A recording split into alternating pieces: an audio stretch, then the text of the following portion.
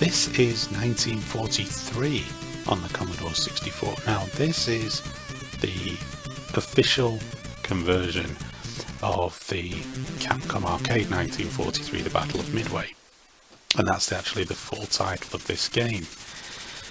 Now, I was a huge fan of 1943 in the arcades, and I was really excited when I knew this was going to come out on the Commodore 64, which was the computer that I had at the time. Now, I used to spend a lot of my lunch money on the way to school or on the way home from school playing this in the arcades, and I used to play with a friend because you could have simultaneous two-player, and it was brilliant. So when this came out, as I say, for the C64, I was so excited. I think I rushed out the day it came out, and I went and got it. And it was a classic example of why you should always wait for the reviews to come out. Because I got this home, and I was crushingly disappointed with this game. Simply because it just lacked the intensity of the arcade game. And although it was easier than the previous, 1942 and 1943, 1 year after that I've already shown, it is a hell of a lot easier than those games, that's for certain. It lacks the intensity of the arcade. So for example, when you fly against the enemy battleship in the arcade on the first level, it's this huge battleship, and I've just done it there. You actually get hung up, you're flying over it, you're strafing it, and it's moving around, and you're moving, and you know, the battle actually goes on for quite some time, and you have to destroy a significant amount of the battleship before you can actually progress. Here, as you witnessed there, that wasn't really the case. And then suddenly I'm off to level 2 to fight the aircraft carrier, the Cargo. And yeah, that was it. That was the first level. And in the arcade, I would probably only just be now descending to take out the battleships in the arcade. The levels are really condensed. There's essentially 2 stages to the level. This bit where you're flying high up, taking out the fighter cover, and then you're either attacking a battleship, a carrier, or you're taking out another aircraft. Now, again, you see, really quick, and they were usually quite reasonably lengthy. You know, it was a hell of a challenge at times just to get down to the surface, to get down to the screening vessels. And I remember the first time I played this, and I was like, okay, that was easy. You know, you could easily die taking out the first battleship. I mean, that is about the same size as the ship I blew up that was supposed to be the main bad guy. It was just another battleship. I think it's Fuso, the first ship, I can't remember now. It was massive. It's a huge, humongous battleship, and the same with the Cargo. It was this huge aircraft carrier. And look, I mean, it slows down ever so slightly, and I think that might actually be more to do with the performance of the game. But that was it. I mean, I'm supposed to be fighting this battle against a huge aircraft carrier, the Cargo. And I was so disappointed with it.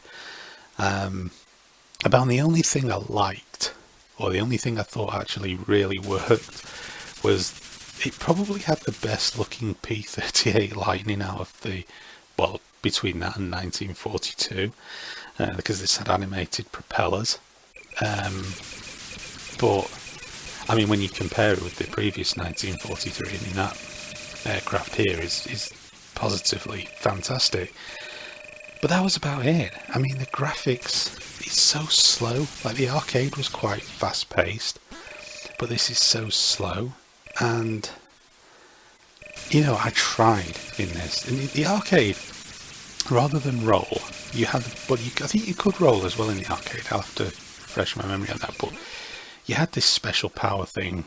Now, it was either a lightning storm, a huge gust of wind, or a tsunami.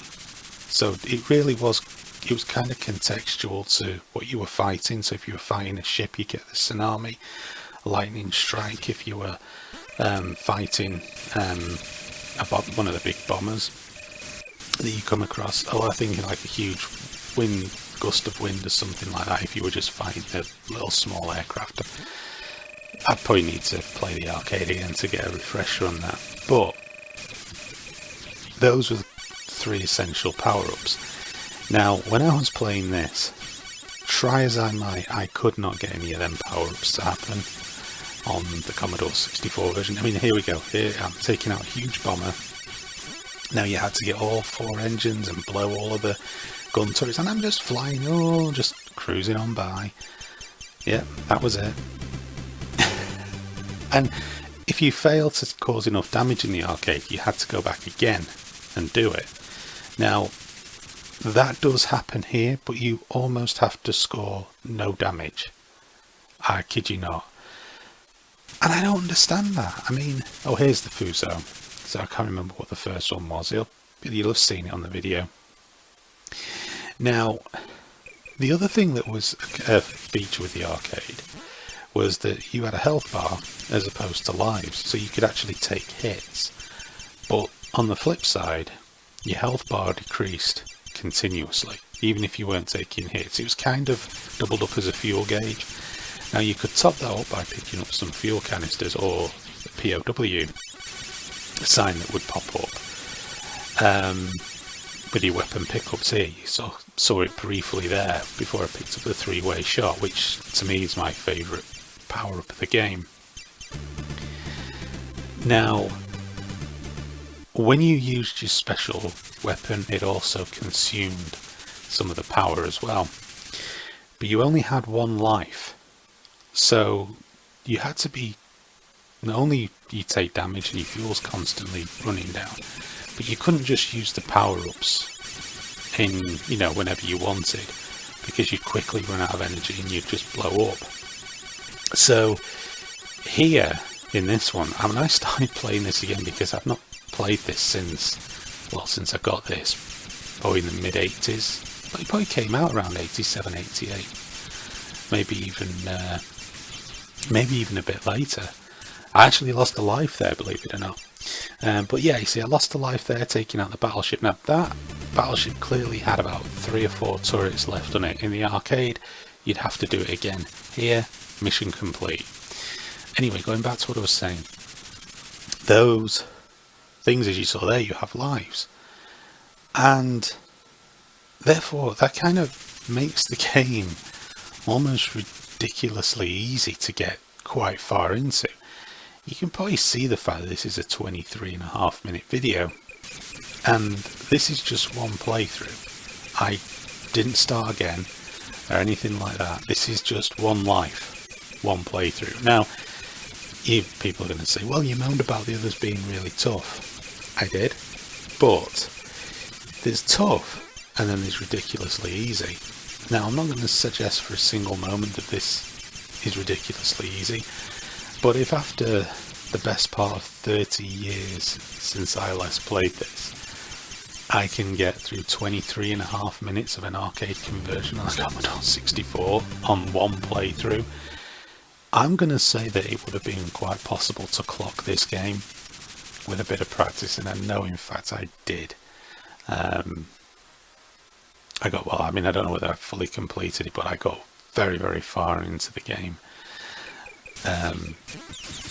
When I had it years ago. I mean, I was disappointed, but by then you're a kid, so you don't have a lot of money, so you just play the thing right.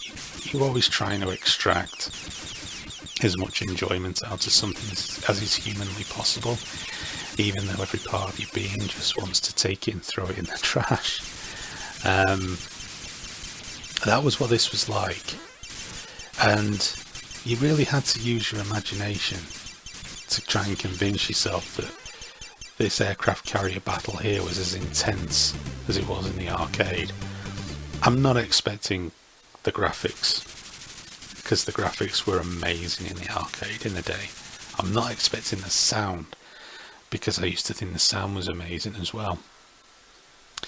But I was expecting something considerably better with the playability of this game. It's slow paced. I get that. But it's boring. That's the thing. They took a game that I absolutely adored and they made it ridiculously boring.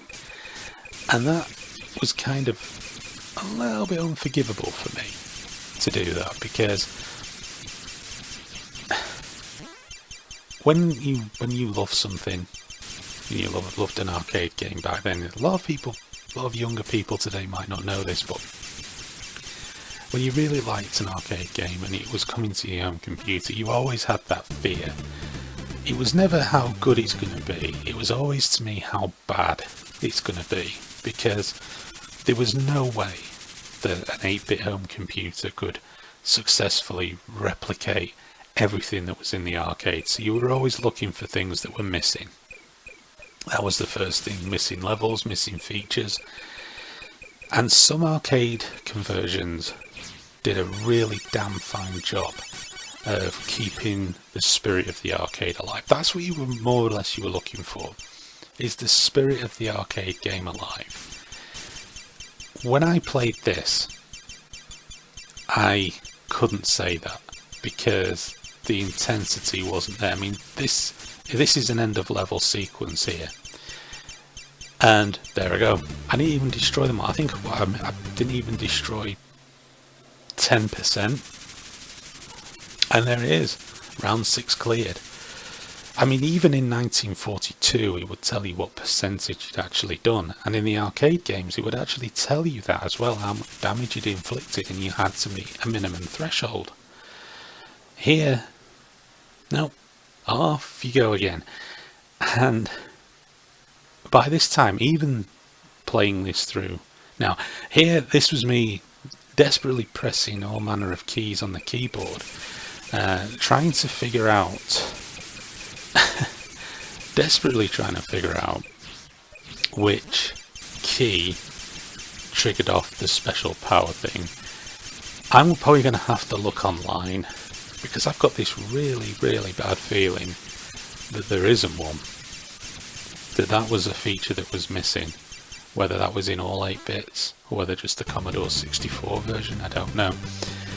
But I've got this really bad feeling it's missing, because I hit the spacebar, the enter key, both shift keys, control, run stop, Z, X, C, V, B, M, W, N, W, NM, sorry, backspace, you name it, function keys. I couldn't get this thing to work. And that was a really big part of the arcade. And it was, again, it was a tactical element that was in the arcade as well. So to lose that, to have that sort of taken out of the game, as it were, was, I didn't like that. I didn't like that at all. And I just feel this was a real shoddy conversion. The C64 had limitations, but I feel this was a real bad job.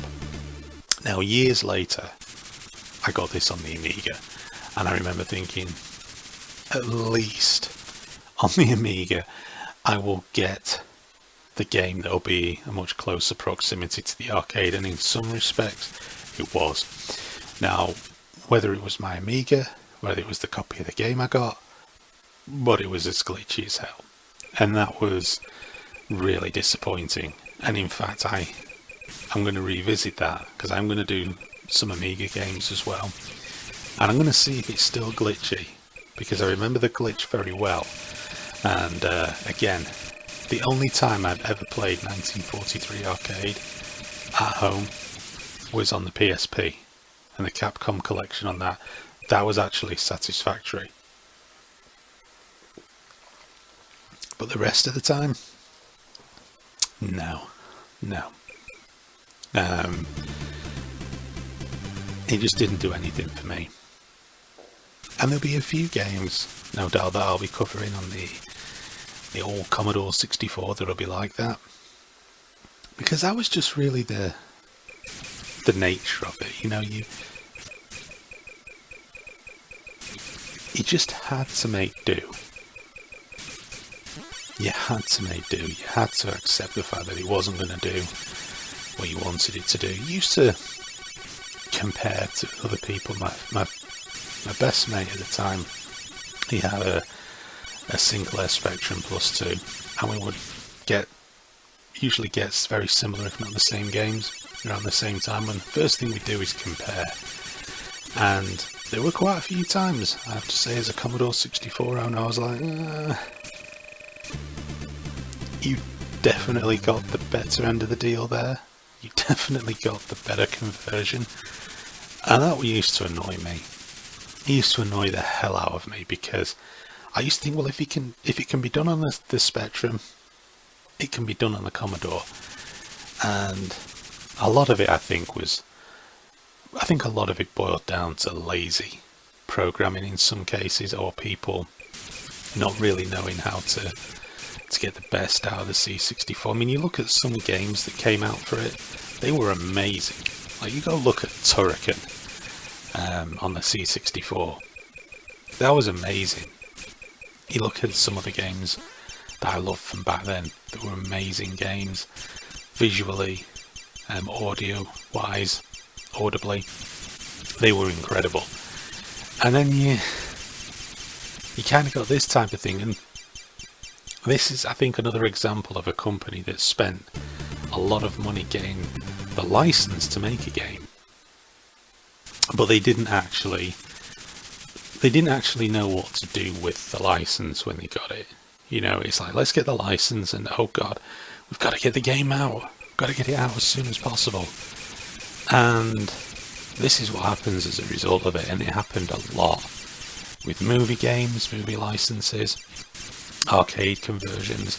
There was a sense that a lot of them were pushed through and done in very little time, and therefore you can't really blame the guys that made these games too much, because, well, what choices did they have if you're given a really short window to make a game?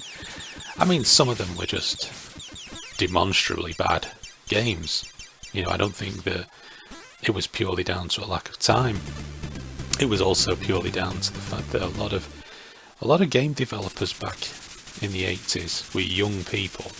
It was a fledgling industry. So a lot of people that were making games were actually in their late teens and early 20s.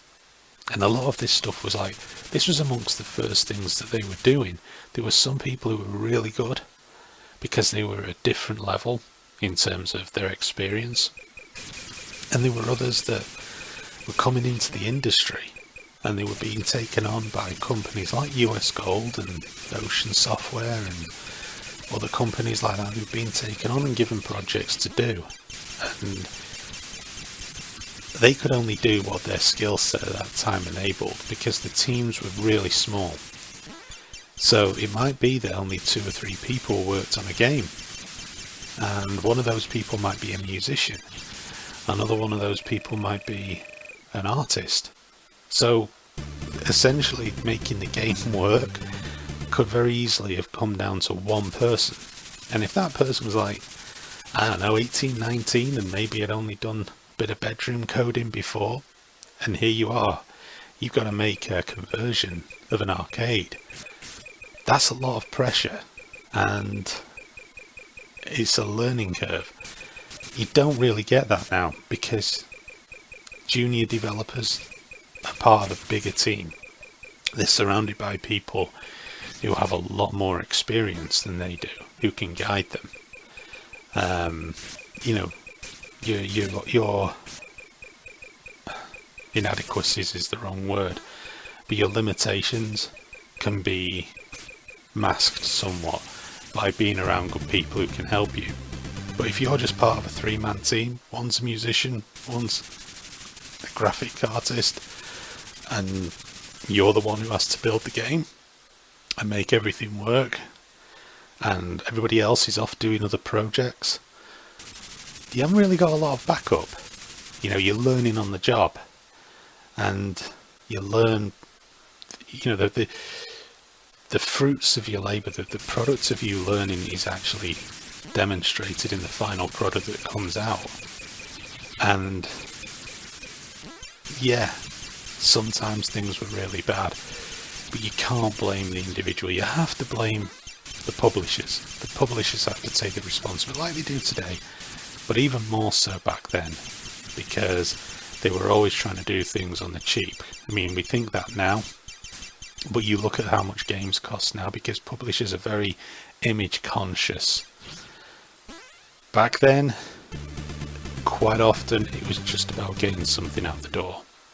There's a very famous story which I'll repeat in the video when I come to that game, that Simon Butler, who used to work at Ocean, said when they made Total Recall, I'm pretty certain he ended up having to make that with a team of people in 2 weeks, because everything else that had been done before was just rubbish. They had to bin it all and start again. And that, can you imagine that today? Can you imagine making a AAA game today in 2 weeks? It would be preposterous. Even with 3,000 people working on it, it would just not happen. So, you know, that was the kind of thing that these guys were up against, and these type of things tend to be the result.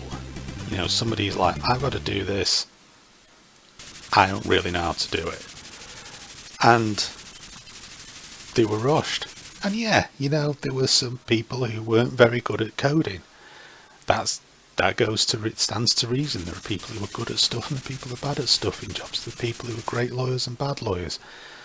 But when time constraint is also put onto these things, then even a good coder can really be in a situation where it's like, I've got to do the barest minimum and get this thing out the door.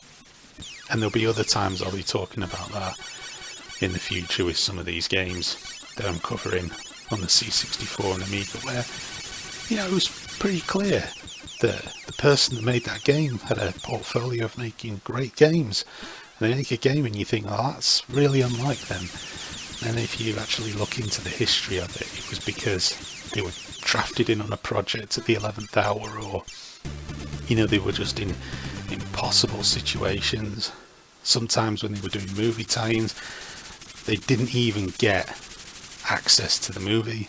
There was one story where somebody was doing an arcade conversion and they weren't even given access to the arcade machine. They were given still images from the arcade, and that's what they had to do. So every level, it was just a photograph of every level, and they had to make the game from that. I mean, how crazy is that? But anyway, I think I've prowled on enough, and I'm actually getting to the end of this video now. The end of the footage. I'm going to end up dying soon. In fact, I think I may have done so already. I actually died. It took me 23 minutes for that to happen.